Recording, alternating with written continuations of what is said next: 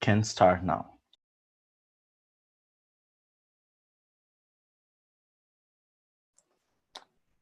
Wonderful. Welcome, everybody. We have both teams, the applicant team B and the respondent team A. Welcome, everybody. The tribunal will today hear the dispute concerning fishing practices of Azurius in the EEZ of Calypso and the Stellar Sea. The state of Calypso is the applicant, and the state of Azurius is the respondent for today's hearing. If there are no logistical matters that Gabriel wants to address before we start, Gabriel, can I have your okay? No, yeah, can start. Wonderful, thank you very much. Without further ado, I would like to invite the first counsel of the applicant to present his argument. The floor is yours. Thank you, Your Honor, Madam President Blanchard. Honorable members of the International Tribunal for the Law of the Sea, learned opposing counsels, the registrar, and everyone else who is watching this pleading, good afternoon from where I stand. My name is Eduardo Cavalcante, and I'm here on behalf of Calypso, the applicant in this case. I will address the first two requests made, whereas my co-counsel, Kelson, will address the last two. Our argument is structured as follows. First, we address important facts that help us construe our case. Then we will address the first request made, that is, Azurius fishing vessels conducted illegal fishing in Calypso's exclusive economic zone, hereinafter referred to as EEZ, including no-take zones, and Azurius should be held responsible as a consequence thereof under Articles 58, Paragraph 3, 61, Paragraph 1, 62, Paragraph 1 and 4, and 192 of the UN Convention on the Law of the Sea. The second is, if this tribunal is not convinced by the first perspective, it should declare and adjudge that respondent violated its due diligence obligation to ensure that vessels flying its flag are not engaged in illegal fishing. Members of this tribunal, Azurius has blatantly disregarded some of its international obligations to the expense of the nation of Calypso. And relevant facts are that this is quite intriguing. Since the 80s, when both parties ratified the UN Convention on the Law of the Sea, they have been friends and enjoyed a very peaceful and fruitful relationship. In 1996, they signed the bilateral fishing agreement stipulating each country's right and duties in the respective EEZs. In 2002, the bilateral fishing agreement, hereinafter referred to as BFA, was strengthened to fight IUU fishing. At that occasion, the agreement and both states implemented. Excuse me, can you provide me a definition of IUU fishing, please? Absolutely. Thank you for your question, Madam Judge Sandrine. Basically, this tribunal, in its 2015 advisory opinion on IUU fishing, has considered, for example, that the definition of IUU fishing is quite tricky. We do not have a universal definition, but both parties have implemented the International Plan of Action to prevent, eliminate, deter, and eliminate IUU fishing from the Food and Agriculture Organization. The standards and concepts contained in this document were actually adopted by this tribunal in the 2015 advisory opinion. IUU fishing encompasses illegal, strict sense, unregulated, and well-reported.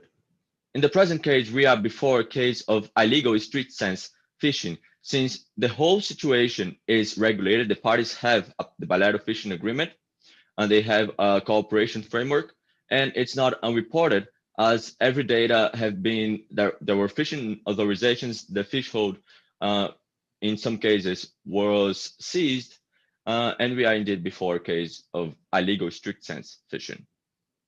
If I may proceed, in 2005, the parties enter into a cooperation agreement with the European Union, named the Big Eyes on You Service Agreement, which provides for the homonymous service, which has space technology. Basically, it uses satellite technology to spot fishing vessels. However, this relationship has come to a year of turbulence. In 2017, there were 4 events that demonstrate Azure's blatant disregard towards its international obligations regarding fishing under the Bilateral Fishing Agreement, the BFA, and the Law of the Sea Convention. First, in February and August, 2 events, very similar events, took place.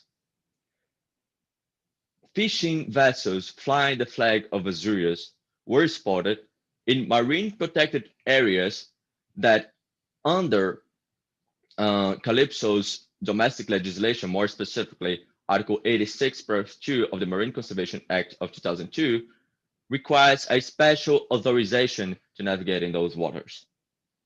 Under Article 3 and 3.2 of the BFA, respondent, Azures in this case, had to have due regard towards these domestic legislation. And excuse me, Council, I will jump in at this point. So the freedom of navigation is protected under Article 58 of the Convention on the Law of the Sea. So how can you justify that you're deviating from that freedom of navigation that exists for third states in your EEZ? I appreciate your question, Madam President Blanchard. This is indeed a very interesting topic of discussion. We have many circumstances of apparent conflict of the rights of the coastal state and freedoms of the flag state, the third state. According to Alexander Preuss, professor at the University of Hamburg, however, we have the presumption that the right of the coastal state enshrined in Article 56 should prevail. However, this presumption has, of course, to be analyzed a little bit more thoroughly. In this case, we know that this is a marine protected area. Ecological balance is important for both countries. It's of interest to international community. And the very fact of a vessel navigating in those waters, especially we're talking about coral reefs, which are very fragile environments, restraining this kind of activity may be the only means to preserve that environment. So once we're done with this pondering activity, we can ascertain with reasonableness that the marine protected area established by Calypso, which Azores has to respect not only under the Law of the Sea Convention, but under Article 3 and 3 Paragraph 2 of the BFA, is completely lawful. If I may proceed, the most striking aspects of the February and August events is that no investigation was conducted. Calypso gave Azores the opportunity to exercise its flag state jurisdiction. In February, Calypso chose not to impose the Article 12 of the BFA fine, but was emphatic in asking it, Azores, to conduct investigation, control its vessels, and apply the relevant sections. Regarding the February and August events, which were quite similar, nothing at all has been done by Azores. Now, this lack of due regard, this blatant negligence has come to indeed a case that Azorean vessels had been arrested in the EEZ of Calypso. In October 2017, the case was that they were conducting fisheries in Azores, in Calypso's EEZ, without any logbooks nor adequate fishing authorization, and therefore illegal fishing in strict sense. And to the surprise of Calypso, once again, Azurius did conduct investigation. However, this very fast 9 days investigation concluded that there had been no crime, which is quite intriguing since Calypso in November paid the fine under Article 12 for the conduct of IUU fishing. So there is a clear violation of the principle of stoppel or non venire contra factum proprium, a contradiction in itself. And finally, in November, the most devastating case of IUU fishing in the present dispute was in the Gold Seahorse area, a no-take zone. Among other species, 12 dead rays that cannot be fished nor under the total allowable catch limits established for 2016 and 2017, nor under Calypso's domestic law. Also, it's important to recognize in the November event that Azurius raised a defense. It raised a circumstance precluding wrongfulness. It would not do so if it believed that there wasn't any IUU fishing. To say the opposite now is indeed a violation of the principle of stoppel and venire contra factum proprio once again. Having exposed these facts, I must proceed to my first request, which I remind you, I think it's convenient.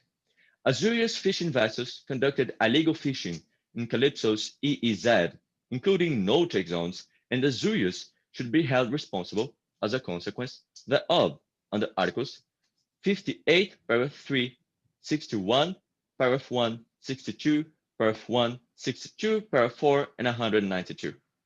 Please notice, honorable judges of this tribunal, I did not mention the bilateral fishing agreement. However, I would like to quote Article 58, paragraph 3 of the UN Convention on the Law of the Sea. I'm positive that you all know the content of this provision. However, I would like to be emphatic in its last part. I quote, "In exercising their rights and performing their duties under this convention in the exclusive economic zone, states shall have due regard to the rights and duties of the coastal state and shall comply with the laws and regulations adopted by the coastal state in accordance with the provisions of this convention and, emphasis, all the rules of international law insofar as they are not incompatible with this part." The arbitral tribunal in the Henrique Alexi case stated that this provision is what we call a renvoi norm, which means that it imports an extraneous body of rules to... Can you provide the fact of the Henrique Alexi case? Absolutely, Madam Judge. Basically, succinctly, it concerned an Italian oil tanker that was in the EEZ of India, and they saw some fisher persons approaching them and thought they were pirates. And they had also official Italian mariners there to protect against piracy since they were going to the port of Said in Egypt. And they fired against these fisher persons of the St. Anthony vessel. The case was that Italy tried to use Article 58, paragraph 3, to import rules on the immunity of their officials. The court dismissed specifically on that point, but it was clear that it recognized its possibility of importing it as long as it is compatible, it is related to the subject of Article 58. And in this case, the BFA is totally related to the purposes of Article 58, whereas immunity of officials were not. Thank you. If I may proceed, the BFA that we now must consider imposes a much higher standard of care. And this is of paramount importance in this case. I'd like, please, to draw your attention to Article 3 of the BFA. And I quote, "The flag state is required to respect at all times the domestic legislation of the coastal state who has jurisdiction and control over the activities conducted.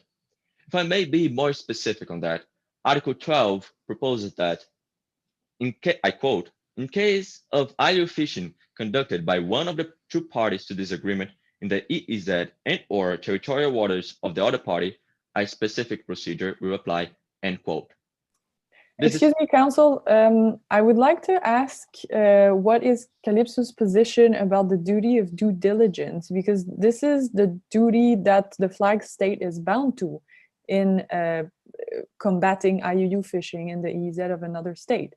So could you explain to me what you understand as being the scope of due diligence in the present case, and why you believe that Azurius, even if it has cooperated, it has shown good faith, and it has taken action to fight IUU fishing, does not meet this duty of due diligence according to you?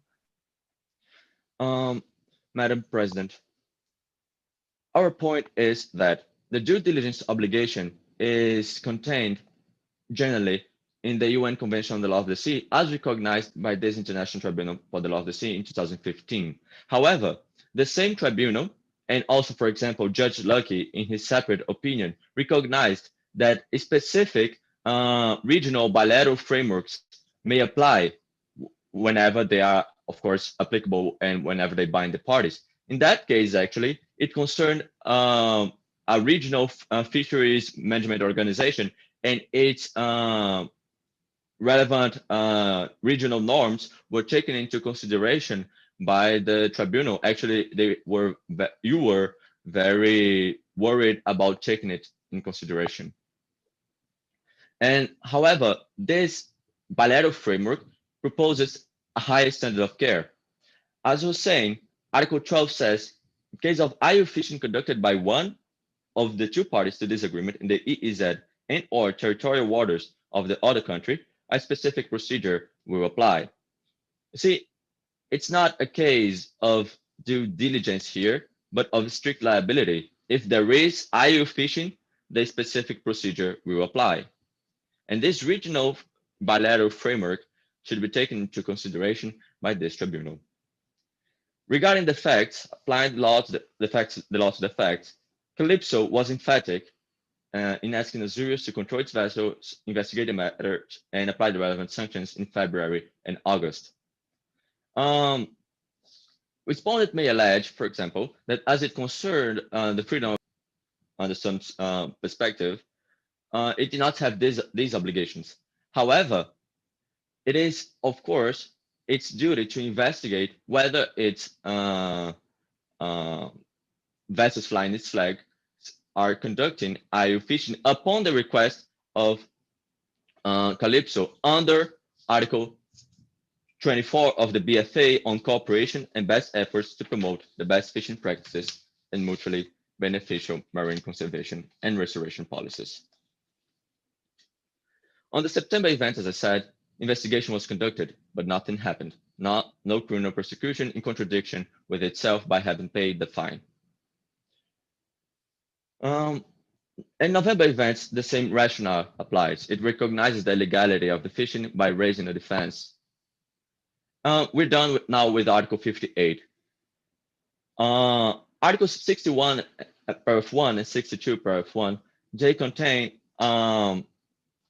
obligations and duties, rights and duties regarding the total allowable catch. The total allowable catch was not respected in the September event, nor in November, as I mentioned earlier, since it was not predicted that illegal fishing would take place when all the other authorized fisher persons fish their due fish hold, there will be overfishing. And this, of course, would be harmful to the marine environment. And the 12 that we raise. Now, Article 192. This tribunal has already recognized through the Southern Bluefin tuna fish case that although it's in part 12, that deals mainly with marine pollution, it also concerned the conservation of marine living resources. It was reaffirmed in the 2015 advisory opinion. Now, I'd like to draw your attention to the BFA not as material jurisdiction, as is the case with Article 58, but as applicable law. Under Article 293, it is other rules of international law not incompatible with the convention. The BFA should be considered applicable law for the purposes of setting a higher standard of care. Therefore, the mere violation on a strict liability standard of care for Article 61 and 62 and 192 should be considered, and therefore, since IU fishing happened, Azure is to be held responsible. If this tribunal has no further questions, I'd like to proceed to my second argument. And so, if this tribunal finds that this elevated standard of care should not be considered under any hypothesis, Article 58 or applicable law, then we must proceed to our second argument. Respondent failed to comply with its due diligence obligations to ensure that vessels flying its flag do not conduct IU fishing in the EEZ of another state. In 2015, this tribunal unanimously decided that Articles 58, paragraph 3, 62, paragraph 4, and 194 and 192 contain such an obligation. Unanimously decided so. Excuse me, can you please elaborate on the value of case law? Sure, thank you, Madam Judge Sandrine. Of course, this tribunal is not bound by tribunal's precedents, judicial precedents, even by its own precedents. However, it's a subsidiary source of international law and contains important aspects of persuasion and ratio decidendi that can be taken into consideration for this tribunal, not only in the rationale of it, but to keep the uniformization of the unity of international law. I have already addressed reasons to show that Azurius did not comply with this due diligence obligation. As I mentioned earlier, it cannot pay the fine and does not investigate and conclude that there was no IU fishing. It is a contradiction in itself. Also, it recognized that there had been IU fishing and therefore raised the defense, the state of necessity defense. Members of this tribunal, we reserved approximately 22 minutes for applicant 1, and therefore I will finish my argument with 15 minutes for applicant number 2 and 3 minutes for rebuttal. Lastly, we're not here before a simple omission, but a qualified one. Azurius was provoked by Calypso to act and did not act. This is indeed qualified omission. Finally, I would like to respectfully request this tribunal to declare and adjudge that, in accordance with the principles and rules set forth in UNCLOS and international law, the fishing activities of Azurius in the EEZ of Calypso, including in the no-take zone, are illegal and violated Articles 58, paragraph 3, 61, paragraph 1, 62, paragraph 1, 62, paragraph 4, and 192 of UNCLOS. Azurius breached its due diligence obligations under Article 58, paragraph 3, 62, paragraph 4, 94, and 192 of UNCLOS and customary international law. Thank you. I thank the first counsel for the applicant, and I would like to invite the second counsel for the applicant to present his argument. The floor is yours.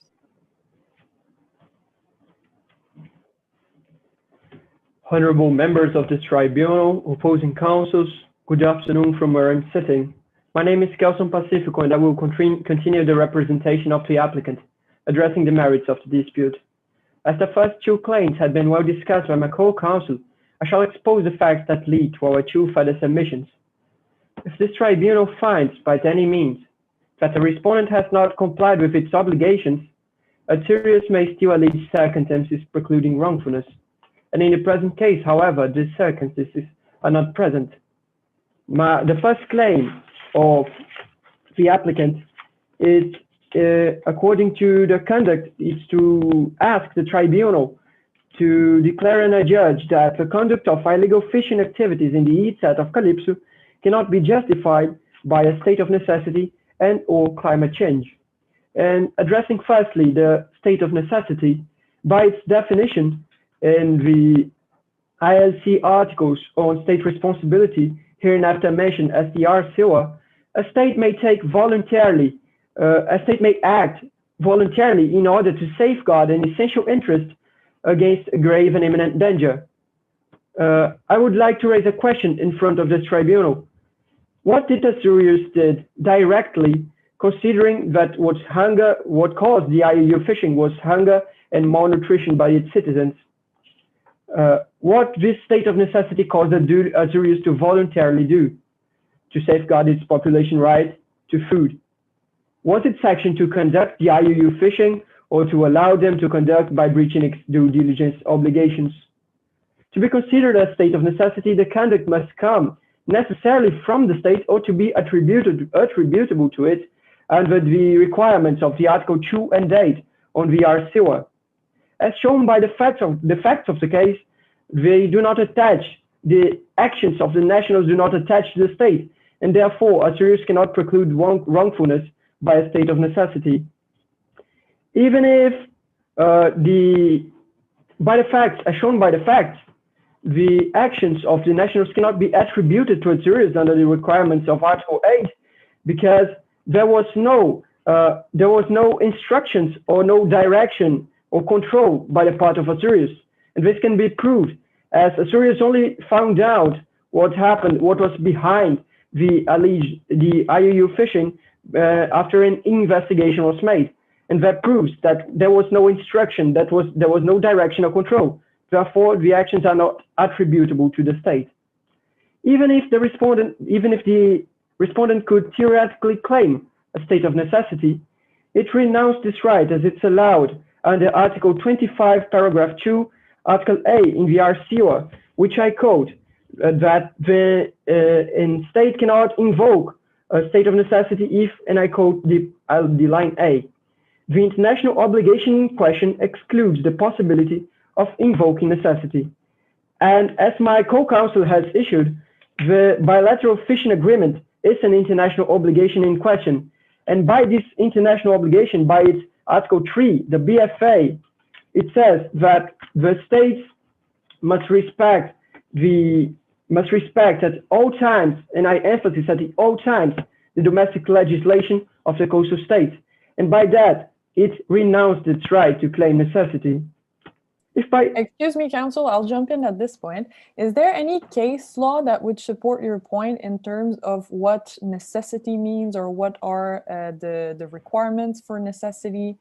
So you're claiming that if they have renounced to that right to necessity, not right, but to this state of necessity, is there any case law that would support your point on this aspect? Madam President Blanchard, I thank you for your question. And the main case law concerning the application and the usage of a state of necessity concerning that is the Gapsikovo-Najimaru's case, in which the ICJ has judged and has issued some criteria in order to invoke the state of necessity. This criteria will be now regarded as my following arguments. And this question indeed refers me to my next argument, if I may proceed, Madam President. Thank you. Under customary international... Yes, Your Honor. Considering that the project of article is what we call soft law, why this tribunal should base its interpretation upon this soft law?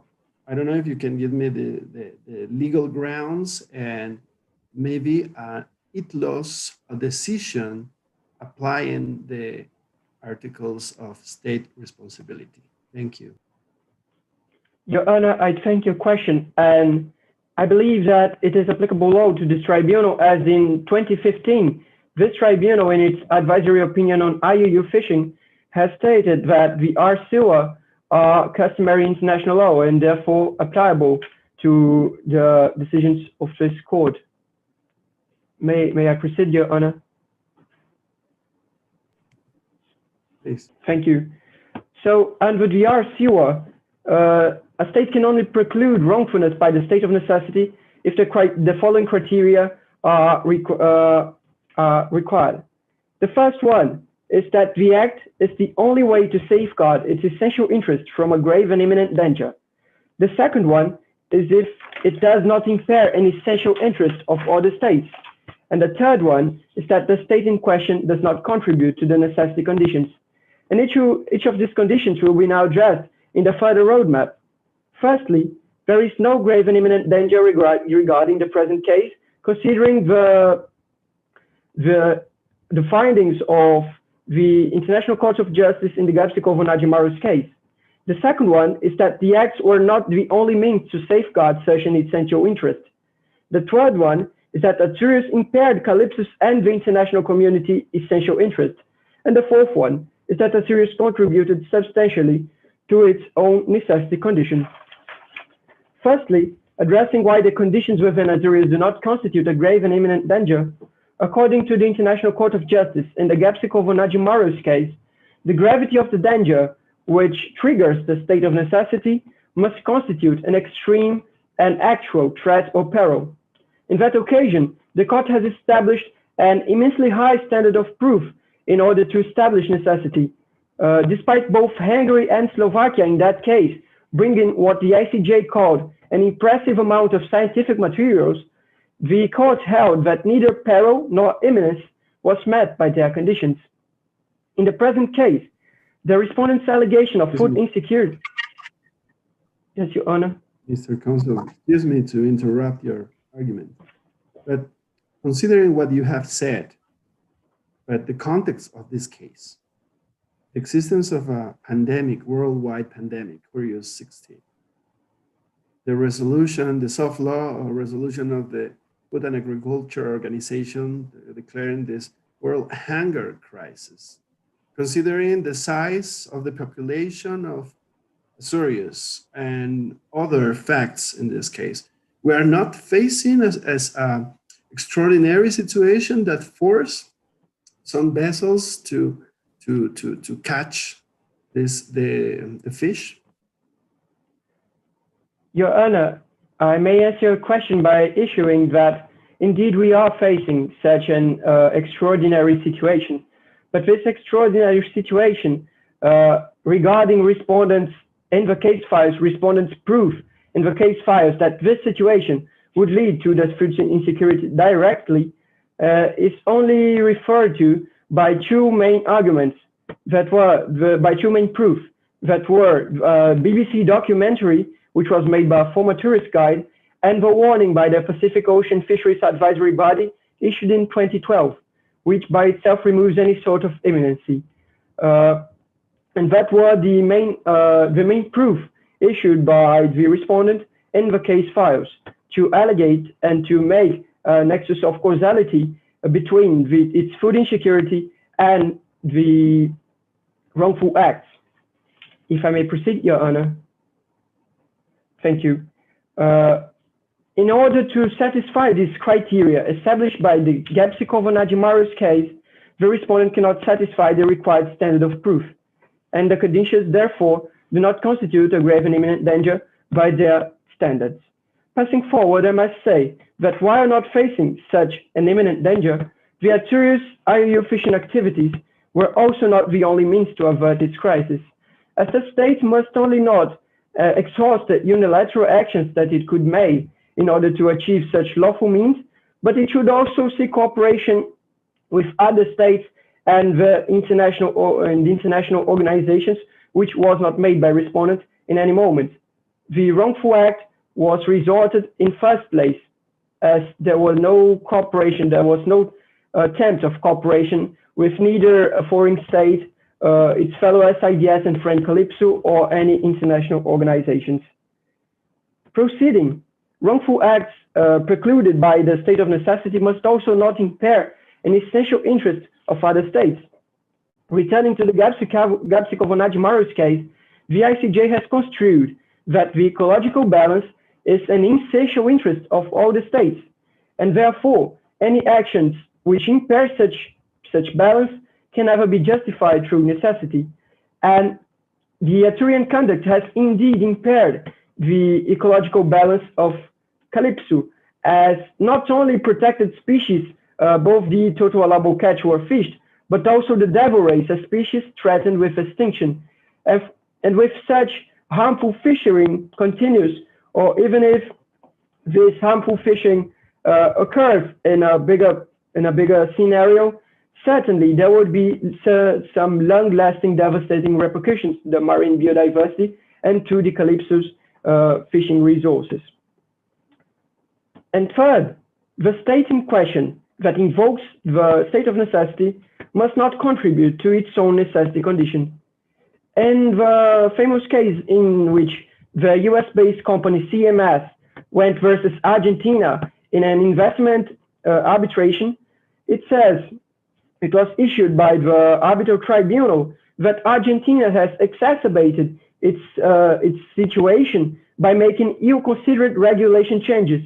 In the present case, Asturias has also exacerbated its crisis, as its failure to ensure conservation measures in Honeyculo through its marine policy and its EETSAT management.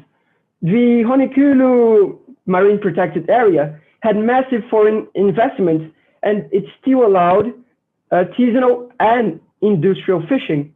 As it still allowed artisanal and industrial fishing that can be harmful practices in order to safeguard its fishing stocks. And by only making its MPA in 2016, as Calypso has made it in 2002, it shows that the state of Asturias it failed to ensure conservation measures. It failed to ensure that the Honeyculo marine protected area had its resources for a longer amount of time. Passing forward, I must address that the applicant also requires the tribunal to adjudge and declare that Asturias is responsible for the food security issues its inhabitants are facing. It indeed failed to plan well ahead on the basis of the best scientific interest available, the management, preservation, and restoration of its environment and resources. Under the Convention on the Law of the Sea, by its Article 63, Paragraph 1, the coastal states who share the same fishing stocks in the EETSAT must cooperate in ensuring proper conservation and management measures. In its 2015 advisory opinion on IUU fishing, this tribunal has found that the obligation to cooperate under Article 63, Paragraph 1 of the Convention is a due diligence obligation that must be fulfilled by complying with the measures contained in the Article 61, Paragraph 2. Said obligation also appears in the Article 24 of the BFA, signed by both parties. Excuse me, I have a question, sorry. Thank you. You are referring to the advisory opinion, but you know that the advisory opinion is non-binding, so does it constitute a source of obligations? Indeed, Your Honor, it is not binding to this tribunal, although the ratio decidendi behind this advisory opinion is indeed important to lead the facts into its rightful interpretation, if I may proceed. Thank you. And to support our claim, I may say that Asturias' food insecurity is a result of its failure to comply with this due diligence obligation, as it firstly failed to cooperate with Calypso, as cooperation can be done by notification, consultation, or exchange of information with the neighboring states when there is a risk of environmental harm. And it also failed to protect its already fragile marine environment, as it is marked by a history of harmful fishing. And the measures and the scientific studies, when released, must ensure that the EETSAT management and marine policies should be adapted or changed to ensure conservation and management measures. The warning by the POFAB should have led to that, as it was issued 4 years before the virus, and the fishing stocks would have moved away by its warning 1 year before the Curious 16. Any change in this unstable balance leads to collapse, as there was no planning ahead. In conclusion, I may issue our request for relief, in which the applicant asks the tribunal to declare and adjudge that the conduct of illegal fishing activities in the EETSAT of Calypso cannot be justified by a state of necessity and/or climate change, and that Azorius is responsible for the food security issue its inhabitants are facing, it indeed failed to plan well ahead on the basis of the best scientific evidence available, the management, preservation, and restoration of its marine environment and resources. Thank you, and that was a speech for the applicants. I thank the second counsel for the applicant and both counsels for the applicant. In order for you to prepare for rebuttal, if you so wish, since you have both gone over your time by a little bit, you only have 2 minutes left for the rebuttal. If we are still good on the side of logistics, I would now like to give the floor to the first counsel for the respondent to present her argument. The floor is yours. Thank you, Madam President. Good afternoon, Madam President, members of the tribunal. My name is Angela Veronica, and I, alongside with my co-agent, Ms. Roaini, are representing the state of Azorius as respondent. As the first agent, what is your role as an agent and co-agent? What is the function of a co-agent and an agent? Your Honor, that is to represent the state of Azorius in defending the case, in the sale of the case. And members of the tribunal, as the first agent, I will respond to the claims made by the applicant regarding the liability and the illegal fishing activities for 19 minutes. And my co-agent will address the justification for the issue in November for 19 minutes. And we would like to reserve 2 minutes for rebuttal. Madam President, members of the tribunal, the applicant has fallaciously alleged 4 occurrences of Azorian fishing activities as illegal and claim Azorius liability for that. It is our assertion that, first, Azorius is not liable for any allegation, and second, these claims are not properly substantiated and should be dismissed by the tribunal. Regarding the liability, members of the tribunal, the applicant has blatantly elevated the standard of due diligence obligation, which is recognized, that is stated in the Polkino's case, that the due diligence obligation is an obligation of conduct and not of result. And as the applicant elevated the standard of due diligence by pinpointing the result to arise the strict liability on Azorius is effectively not reasonable, since it is practically impossible for the flag states to guarantee the 100% compliance by the vessel. Therefore, we can refer to the tribunal's advisory opinion in the Sub-Regional Fisheries Commission that the due diligence obligation formulated is limited only to the responsibility to ensure its flags do not conduct the illegal, unreported, and unregulated fishing. And presently, we would like to prove that Azorius is not liable as it has satisfied the due diligence obligation by, first, effectively exercise jurisdiction, second, prospective calypso regulation in order to ensure the FASO compliance, and lastly, Azorius has not failed the obligation to investigate. Concerning the effective jurisdiction, members of the tribunal, the applicant has argued that Azorius failed to exercise jurisdiction under Article 94, paragraph 1 of UNCLOS, and that is probably based on the absence of notification in November. Members of the tribunal, contrarily, would like to prove that Azorius has fulfilled that obligation by utilizing the vessel monitoring system. And this is also the fulfillment of the obligation to monitor the vessel, and that is to have the vigilance in the activity of the vessel. Members of the tribunal, however, we must note that the effectiveness of the VMS is achieved only with the cooperation with the fishermen, where Azorius has assured that before granting the authorization. Despite being equipped with the VMS, we do acknowledge that the vessels in November did not notify critically to Azorius. Therefore, it is clear that This failure strictly lies on the fishermen and not on Azeris as a state. Therefore, Azeris is not liable for that as it has exercised jurisdiction and control over the vessel. Besides exercising jurisdiction, members of the tribunal, Azeris also has respected and ensured the vessel compliance with Calypso's regulations. Members of the tribunal, the applicant has said that Azeris failed to respect the bilateral fishing agreement and the Marine Conservation Act of Calypso, pursuant to Articles 58, Paragraph 3, 62, Paragraph 4, 1 and 192 of UNCLOS. Members of the tribunal, we would like to clarify that Azeris directly has no obligation under Article 52, Paragraph 4, as it clearly only imposed upon the vessel and not the states themselves. That is not to mention the fact that Azeris has acted in conformity with the BFA and the MCA that is compatible with Article 58, Paragraph 3 and 192 of UNCLOS. Excuse me, Counsel, I would like to interrupt you at this point. So if I heard correctly, you said that Article 62, if I heard correctly, is not applicable to the state itself, but to the vessels.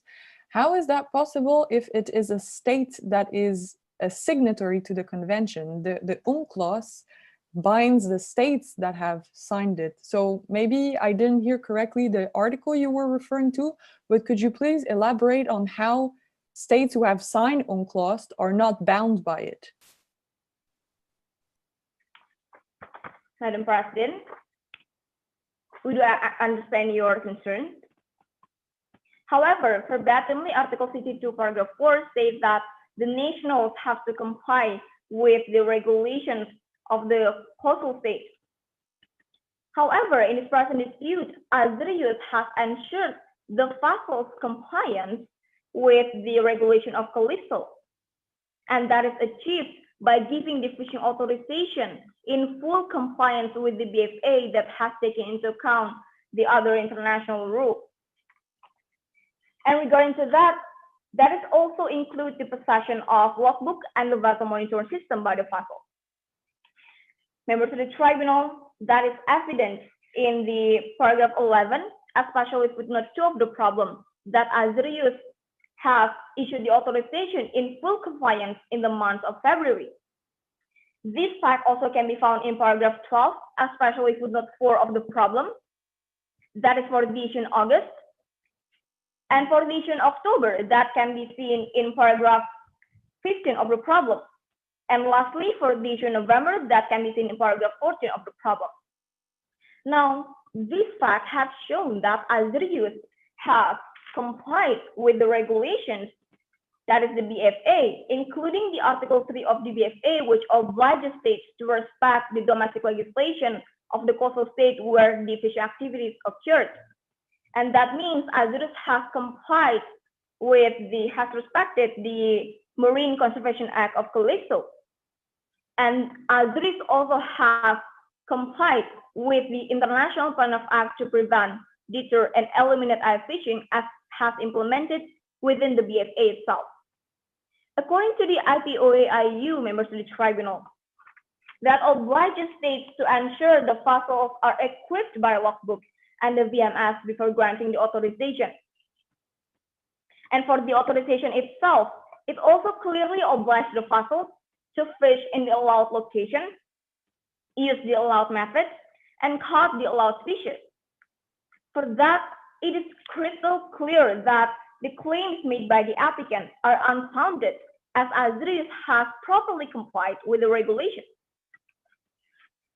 In any event, the vessels did not adhere to the authorization. Excuse me, Yes, just to clarification. Considering the third incident to cover, what we have on the case is that there was a vessel monitoring system. It was working, but the fishing logbook, and there's no authorization on the facts. We can find that. I don't know if I'm wrong. You can clarify that. The first issue. And the second issue is, what about the full fishing hole that in the last two incidents that was discovered on the vessels. Could you elaborate a little bit more on that? Thank you very much. Thank you, Honor. For the third issues in the month of September, according to paragraph 13 of the problem, actually the vessel was found without no logbooks. However, Azurus has issued the authorization in full compliance with the BFA.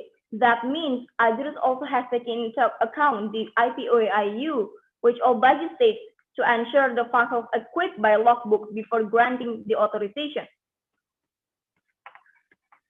And if we may clarify, that means the vessels actually possess the authorization, but unfortunately they did not adhere to it.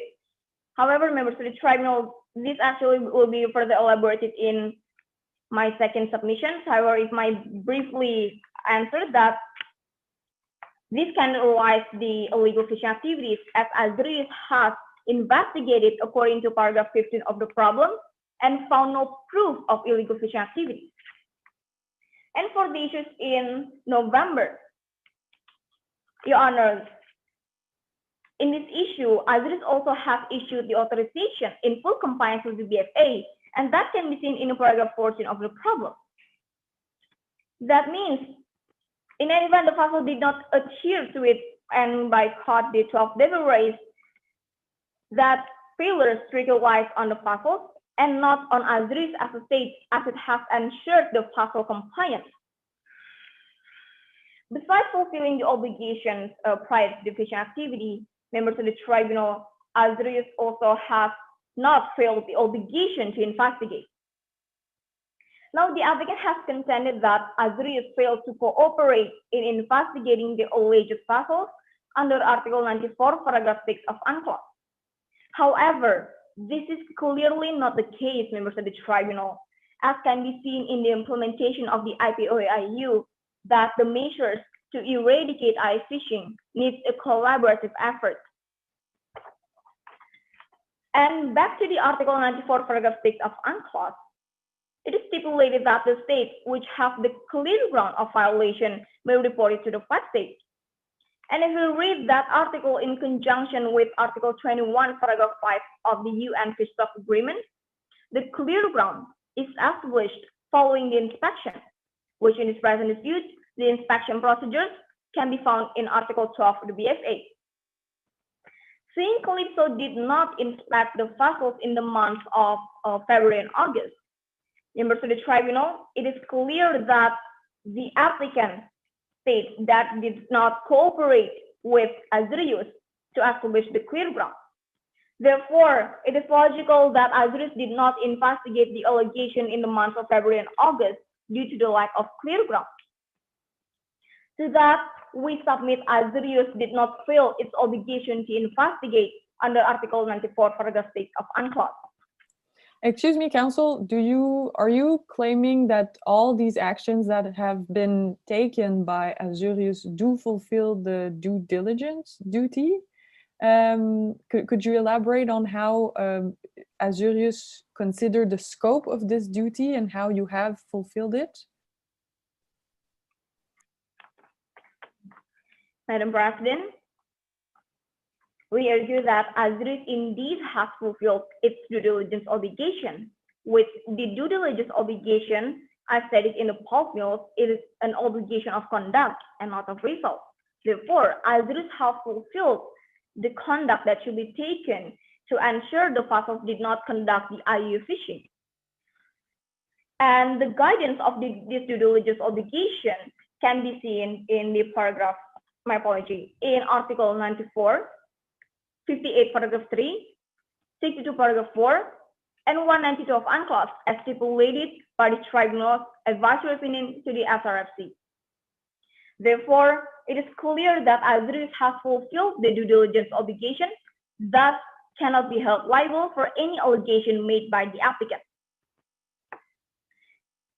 Members of the tribunal, if we may refer to continue to the second submission.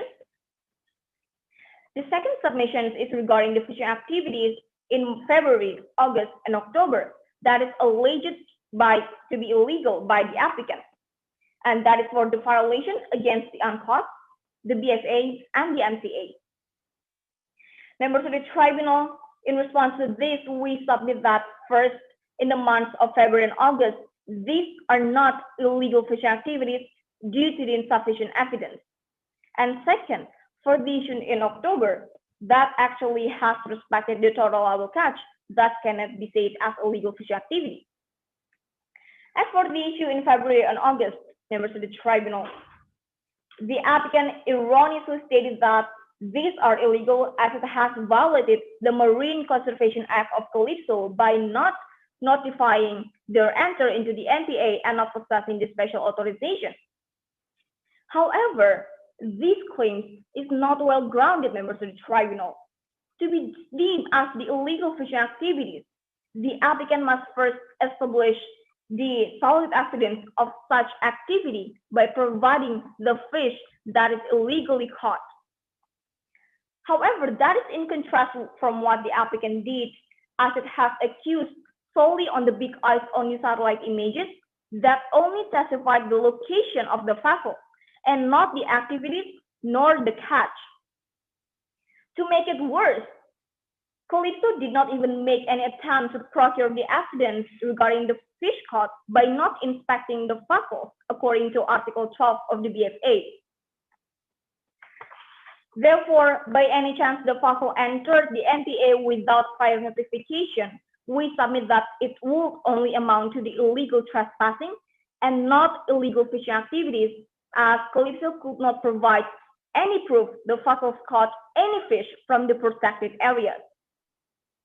Therefore, we submit that the issues in February and August are not illegal fishing activities due to the insufficient evidence. And for excuse me, counsel, is there a source that says that you need a specific type of evidence to conclude to IUU fishing? Was that discussed in the advisory opinion case number 21 or somewhere else? Yes, Madam President. That to be deemed as illegal fishing, there must be the evidence of such fish caught, and that is achieved by inspecting the vessels on board to seek the evidence regarding the fish, the gear that is illegally used, or the document or the authorization possessed by the vessel. However, that is not what the applicant did in the months of February and August, as it accused solely on the big eyes on the satellite images. And according to the South China Sea arbitration, that the satellite images alone does not suffice to prove such violation. Therefore, it needs a direct observation to validate the satellite images. Therefore, it is clear that in the month of February and August are not illegal fishing. And in the month of October, we do acknowledge that we have paid the fine. However, members of the tribunal, the payment of the fine in October cannot be taken into the acknowledgement of any IUU fishing in the month of October. If we may refer to paragraph 15 of the problem, we can clearly see that this was not a form of IUU fishing confession, but rather this was merely a diplomatic action taken by Azrius to ease the growing tension with the long-time friend Calypso. In other words, this was an act of a good faith and not a proof of the IUU fishing. Therefore, even though the investigation found no proof of illegal fishing, we still wanted to continue a good relations, and for that reason, we still paid the fine.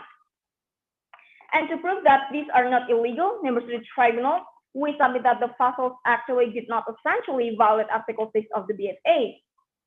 As Azrius has investigated in the month of October, that can be seen in paragraph 15, and there is no proof gathered to prove the IUU fishing activity has occurred. And if we may refer to Hoshimaru case, where that has the similar situation is present dispute, where in that case the Japanese vessels did not adhere with its license and did not record in the logbook, it cannot be deemed as illegal fishing as it has respected the catch limitation. Thus, it is clear that the issue in October not illegal, as it also has respected the total allowable catch. And for that, it is clear that in the months of February, August, and October, it's not illegal, and that is not in contrast with the Article 192 of ITLOS to protect and preserve the marine environment. For that, the respondent submits that Azuris is not liable for any allegation, and we submit that in the months of February, August, and October shall not be deemed as illegal. If there are no further inquiries, I shall now rest my case. Thank you. Thank you very much to the first counsel for the respondent. I would now like to invite the second counsel for the respondent to present her argument. The floor is yours. Thank you, Madam President.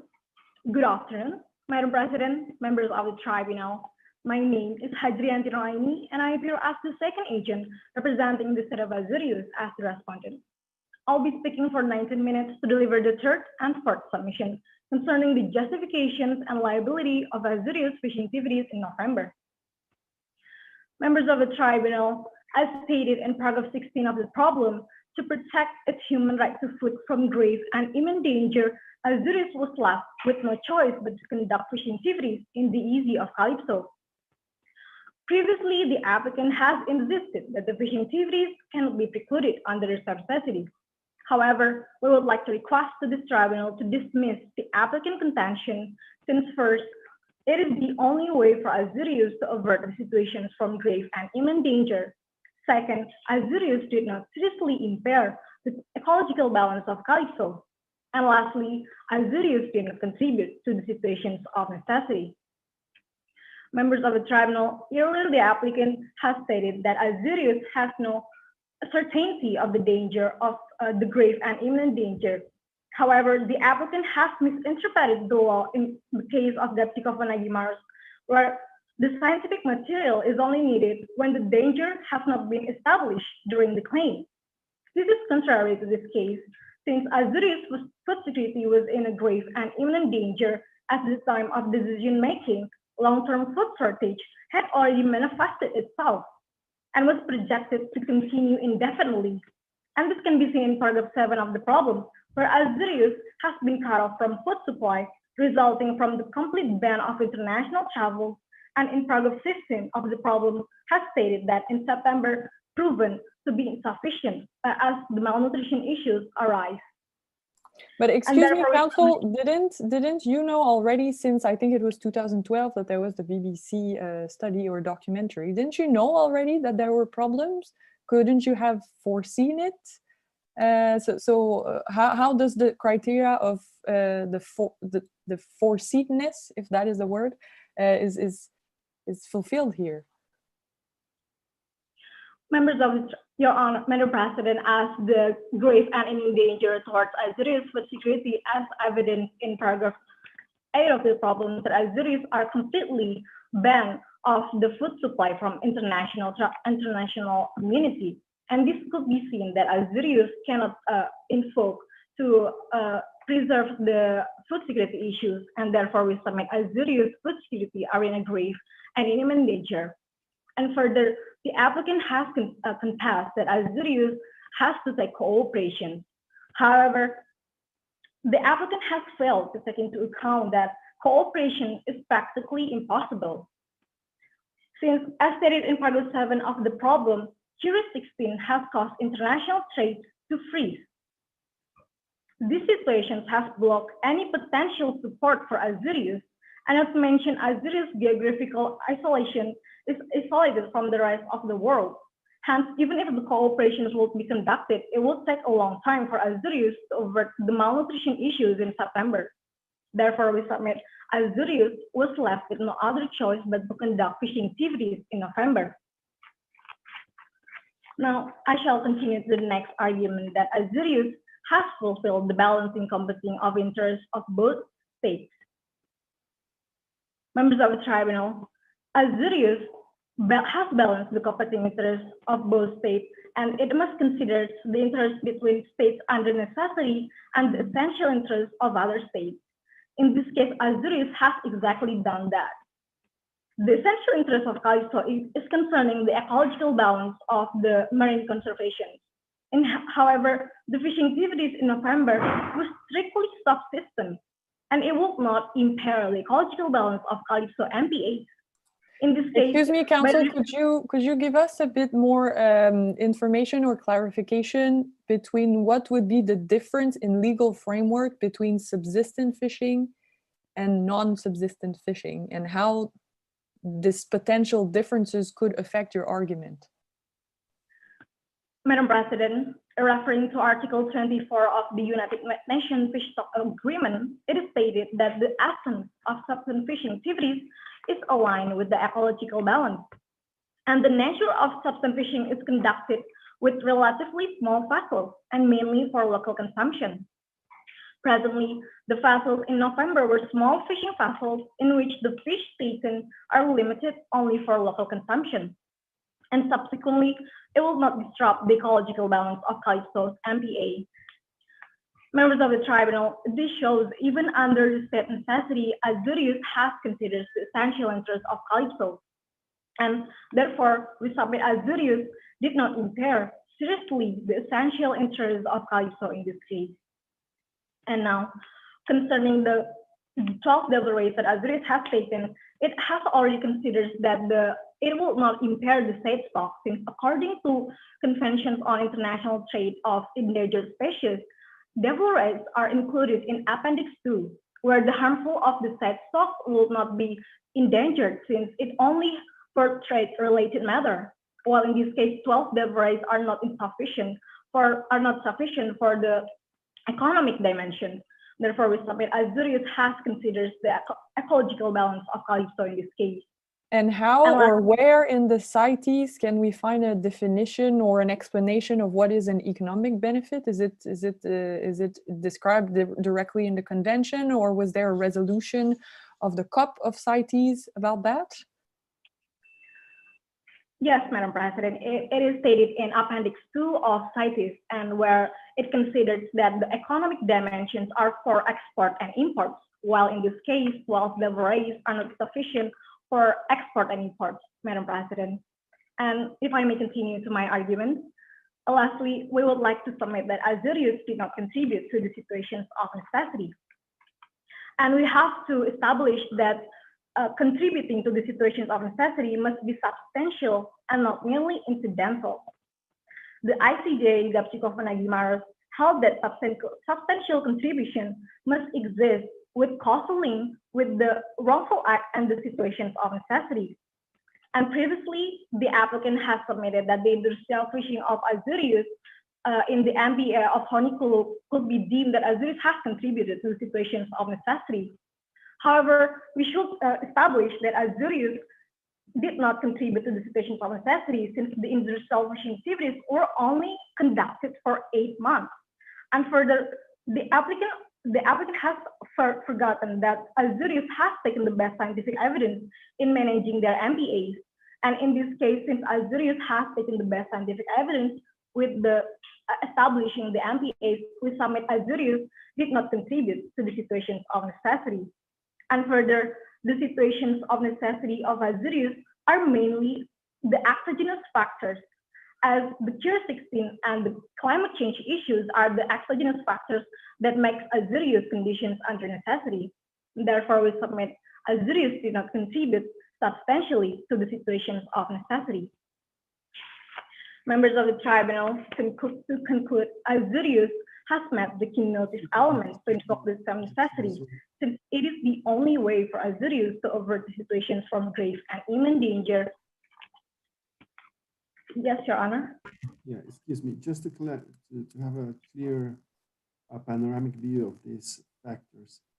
You're stating that the first 3 incidents are not EUU, and the last one of November, in fact, occurs, but the international responsibility of Azurius is waived because of the state of necessity. This is your main argument. So you are basing this last case just on necessity. Thank you for this clarification. Yes, Your Honor, we submit that the conditions in November are justified under the same necessity. And if I may continue to the next submission, and we submit Azurius shall not be held liable for the fishing activities in November. Members of the tribunal, pursuant to Article 61, Paragraph 2 of UNCLOS, in protecting and conserving the marine environment, coastal states have due diligence obligations. Azurius shall not be held liable for the result that it cannot prevent the food security issues leading to fishing activities in November in the EEZ of Calypso. Since Azurius has fulfilled the due diligence obligations to protect and conserve the marine environment by first taking the best scientific evidence available under Article 61 and Article 63 of UNCLOS. And second, Azurius has adopted the precautionary approach to protect and conserve the marine environment. Members of the tribunal, the applicant has asserted that Azurius did not take the best scientific evidence and cooperate with Calypso in this case. However, we have to consider that Azurius has taken the best scientific evidence as stated in paragraph 4 and 8 of the problems, that it is provided by the Pacific Ocean Advisory Body concerning the total allowable catch that provided every 2 years, and further concerning the notifications of POFAP concerning the climate change issues in 2012. Presently, for 4 years, Azurius has taken the best scientific evidence to establish an effective MPA to its marine environment. Moreover, in the context of shared fishery stocks, Azurius has cooperated with Calypso to the due diligence obligations concerning the cooperation under Article 63. And further, Azurius has signed the BFA in 1996, and as evidence in paragraph 9 of the problems,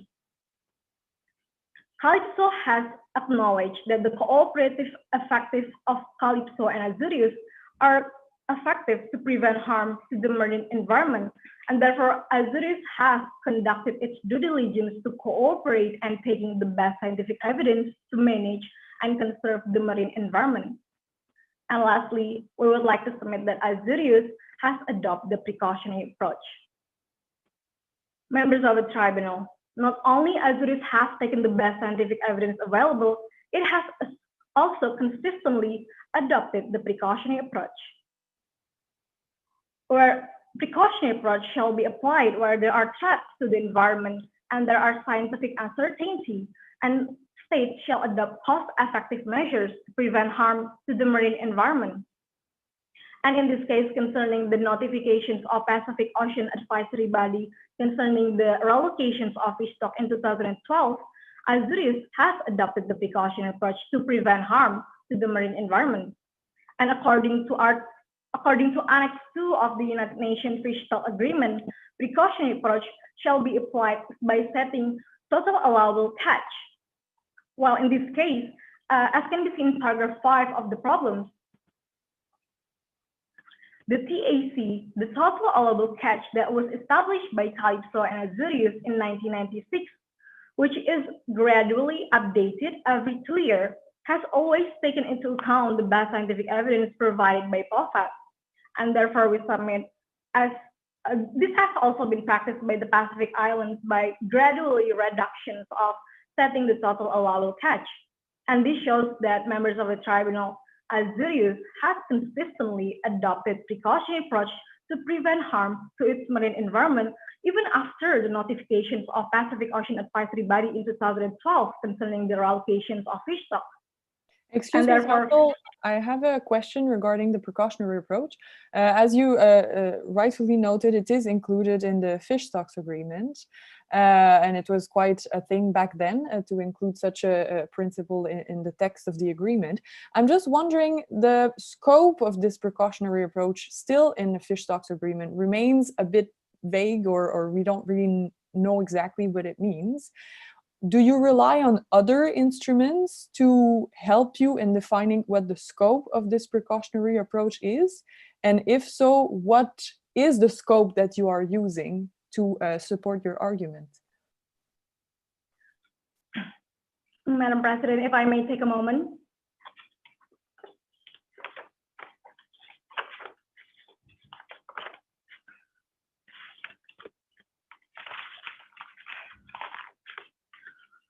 Madam President, it has also been stated in advisory opinion in the area in 2011 concerning the precautionary approach in paragraph 129, as stated by the advisory opinion that precautionary approach shall be applied by states according to their capabilities. And further, it introduced the possibility of differences in application and the precautionary approach in the light of different applications of capabilities of the state. And since Azurius has been established as a small and developing state and has limited capabilities to adopt the precautionary approach, we shall consider that Azurius has, by setting the total allowable catch with Calypso, and that it is gradually updated every 2 years, it has taken the best precautionary approach according to their capabilities. And therefore, Madam President, we submit Azurius has adopted the precautionary approach. Now, to conclude, Azurius has diligently deployed adequate means and exercised best possible efforts to obtain the result and shall not be held liable for the food security issues leading to fishing activities in the EEZ of Calypso in November. And members of the tribunal, if there are no further inquiries, I shall now rest my case. Thank you very Thank much. you. I thank the second counsel for the respondent and the respondent team overall. You have reserved 2 minutes for rebuttal, for rebuttal, pardon me. If there are no questions at this stage or logistical matter, I would like to move directly to the rebuttal, if I am correct. So I would like to invite the team of the applicant to present their rebuttal, please. Thank you, Madam President Blanchard. Members of this tribunal, learned opposing counsels. The main arguments proposed by the applicant were not satisfactorily responded. First, regarding the high standard of care proposed by the applicant, basically what respondent said was that it was impossible to perform. This is not the case. Actually, since 2013, IUU fishing was completely eradicated from both from the EEZ of Calypso. This is in paragraph 9 of the case files. Also, the supervening impossibility to perform an obligation is contemplated in Article 61 of the Vienna Convention on the Law of Treaties. The respondent's baseless proposition did not even consider the requirements to place in order such a supervening impossibility to perform, which is the destruction of or absence of an essential object for the performance of that obligation. And finally, regarding the state of necessity, respondent did not address the very first argument of the applicant, the attribution of the illegal act to the state. According to Roberto Ago and James Crawford, for example, the act or even omission must be voluntary. So the act being attributed to Azurius here is the omission to conduct its flag state obligations. It does not make any sense. If there is any circumstance precluding wrongfulness to be applied, state of necessity is not one of them. Thank you. Thank you very much to the applicant team for their rebuttal. I now invite the team for the respondent to present their rebuttal. Thank you, Madam President.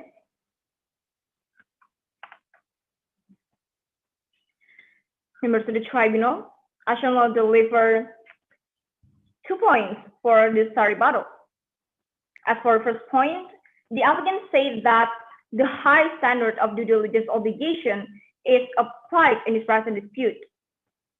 However, this is baseless, members of the tribunal. As can be seen that the pulp mills has stated the obligation of due diligence obligation is the obligation of conduct and not of result, and that cannot arise the strict liability. Therefore, the due diligence obligation applied in this present dispute is the due diligence obligation in the form of responsibility to ensure that is has stipulated by the tribunal's advisory opinion to the Sub-Regional Fisheries Commission, especially in the context of the ice fishing. Therefore, we submit Azrius has indeed satisfied the due diligence obligation, thus cannot be held liable for any allegation made by the applicant. And second, regarding the attribution for the necessity, members of the tribunal, it is stated in paragraph 16 of the problem that Azrius has supported that the vessels and crews under a state of necessity. And according to Article 11 of the problem, this is since Azrius already acknowledges and adopts the conduct in question as his own. Therefore, it is reasonable Azrius has supported the vessels and say that these fishing activities in the month of November are justified under the state of necessity. And then conclude my rebuttal. Thank you and good afternoon. Thank you very much for this rebuttal. I believe this now concludes the arguments for both the applicant and the respondent in this semi-final of the ITLOS Moot Court competition.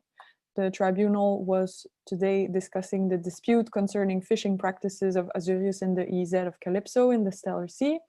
And on behalf of my colleagues and myself, I would like to thank both teams for their performance. And I now revert to Gabrielle for logistical matters. I believe that we will go into deliberation and that the teams will leave the room, or that we will leave the room. But Gabrielle, I leave this up to you. Thank you. Good afternoon. And now the teams need to go to the central room so the judges can deliberate in this room. So you guys gonna go to the last link that you entered and leave the room. Thank you. Thank you. Thank you. I think just need to wait so the transmission has stopped so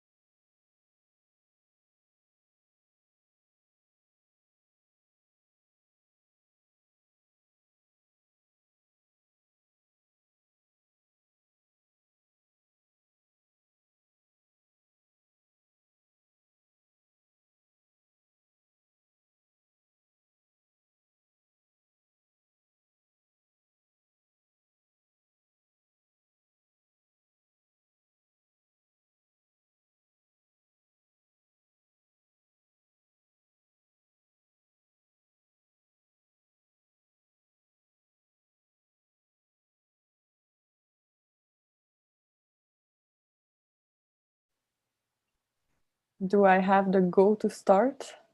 No, just Not 5 yet. seconds. 3, Okay. 2, 1, go. Thank you very much, Gabrielle, for giving me the go. Welcome back to both teams for this short the feedback session. As you have seen, we have had quite some difficulty reaching a decision. We have all been very impressed by the knowledge of the facts of the law that both teams had. Also a very good understanding of how the facts and the law relate. So congratulations on that. I will give the floor to my colleague, first Judge De Hert, to present maybe short feedbacks to the team. Yeah, thank you, Madam President.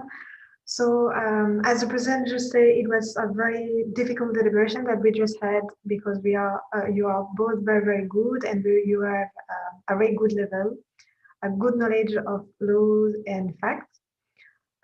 If I may, so very shortly for the applicant, I would say that the knowledge of case law were very, very sound, very good. You apply very in a good way all the questions I asked. Maybe you were a bit too long on the facts, and the second applicant spoke too fast at the end, toward the end. For the respondent, very good use of the facts in your argumentation, and maybe the use of case law were a bit well some than the applicant, but otherwise the style were very post. Thank you very much, Judge De Hert. I now invite my colleague, Judge Zubieta Mariscal. The floor is yours. Yes, yes, indeed. Thank you, Madam President. Yes, I'm not going to repeat what my colleague have said. Both did it great. I congratulate you. I always consider that these opportunities help us to find the new talents, the new stars of international law in the future. So keep moving forward is what we want. Keep moving. So on the specific issues, just to give you an idea of some small details, unfortunately, devil is on the details, and in this case is what matters. For example, in the claimant need to be very careful using not jurisprudence, but case law of investment arbitration, the applicant, sorry.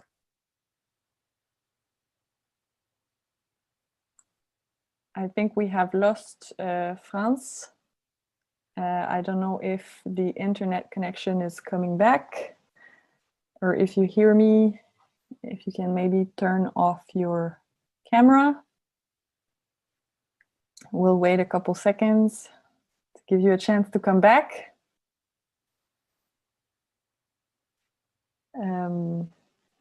Gabrielle, I don't know if there's a way for you to communicate with... Okay, Frans has left. I will talk with the Bilas team again, but I think you can go with your feedback, and then when he come back, he give his. Yeah, sounds good. So we'll let Frans come back with us. In the meantime, yeah, my feedback. So I was in your place a couple of years ago. I was a participant in a moot court competition, and I know how hard you need to work to prepare for the memorials and the oral pleadings, develop your public speaking skills. And I was really impressed by the level of the four of you. You could see that you were all very well prepared, all very confident in what you were presenting. What I also noticed and I liked very much is that you were really advocating for your state, basically. So you were not doing an academic presentation. You were really advocating, using sometimes emotions and maybe not necessarily legal arguments, but yeah, emotional aspects to kind of bring the bench to your side of the case. So congratulations on this very good performance to both teams.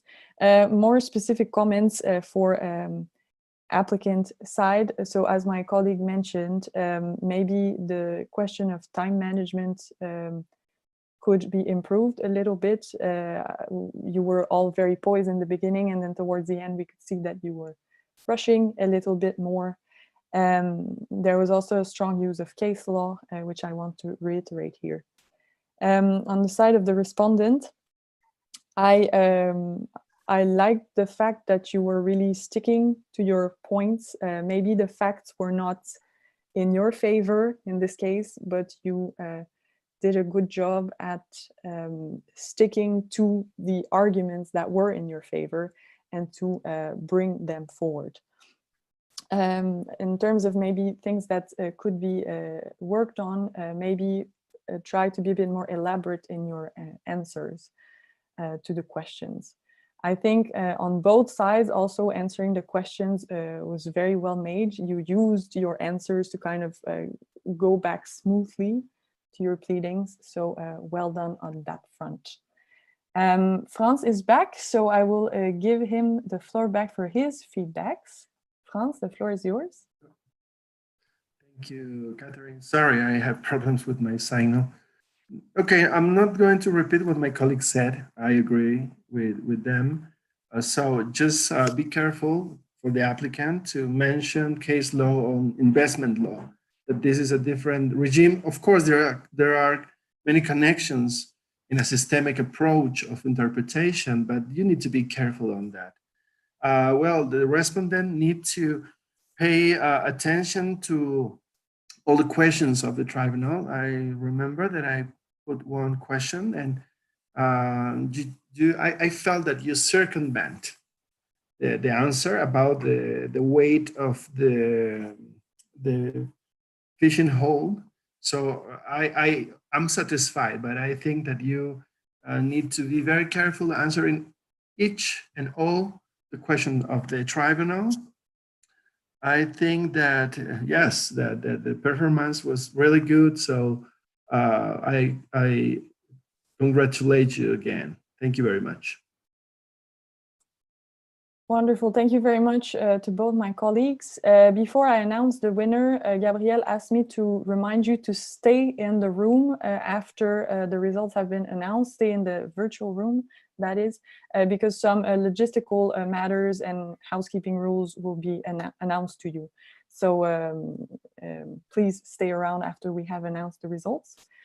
So Gabrielle, if there are no other things I need to do before I announce the result, I would just proceed. So as we mentioned in the beginning, it was a very difficult deliberation period, and actually the bench did not reach a consensus. So it was a 2-against-1 vote.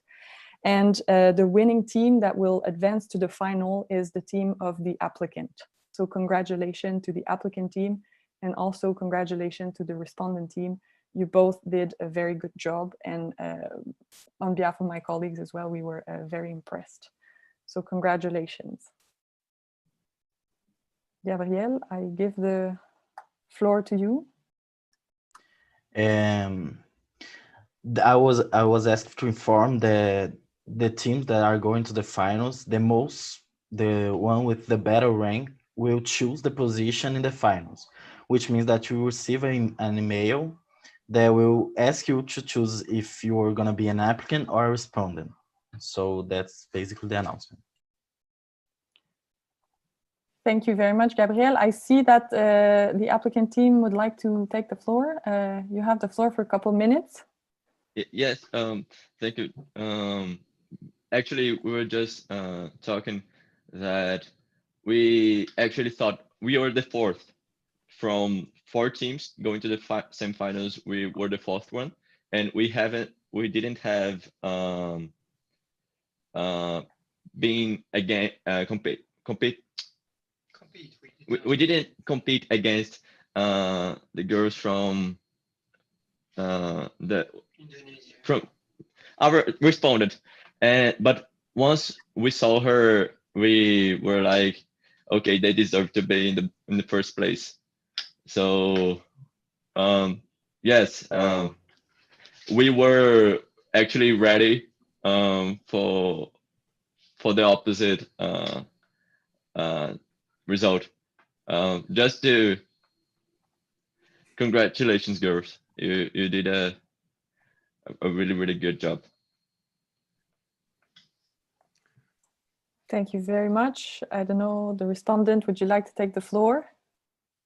Thank you, the applicant side.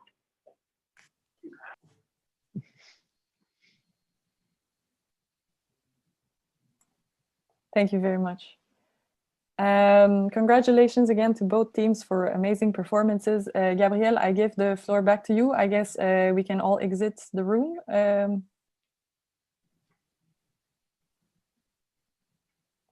Yeah, I think the meeting's over, but I don't know if I'm wrong, but I just received a message that the other team will choose, the other team in the finals will choose their position. So Okay. I think that's the message that I received. So that's it, and thank you for them, all the judges and the participants. There was an amazing meeting, and thank you. Thank you very much. Thank you. I officially close this session. Thank you very much. Thank you. Thank you. Bye.